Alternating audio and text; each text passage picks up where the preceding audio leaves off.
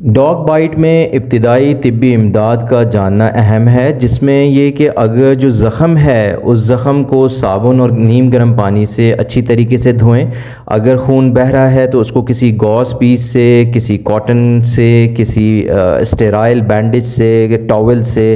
Pressure दें ताकि खून का जो फ़्लो है, जो वूंड से, ज़ख़म से खून निकल रहा है उसको रोका जा सके प्रेशर दे के। और फिर कोई एंटीबायोटिक क्रीम उस ज़ख़म के ऊपर लगा के स्टेराइल बैंडेज, साफ़ सुथरी बैंडेज उसके ऊपर कर दी जाए और फ़ौरन ही हस्पताल में इस ज़ख़म का मुआयना ज़रूरी है, जिसमें एंटी रेबीज़ वैक्सीन अहम है, टेटनस टॉक्सॉइड की वैक्सीन अहम है और ज़रूरत पड़ने पे इन्फेक्शन को देखते हुए एंटीबायोटिक, ओरल और एनाल्जेसिक यानी पेन किलर्स डॉक्टर प्रिस्क्राइब कर सकते हैं।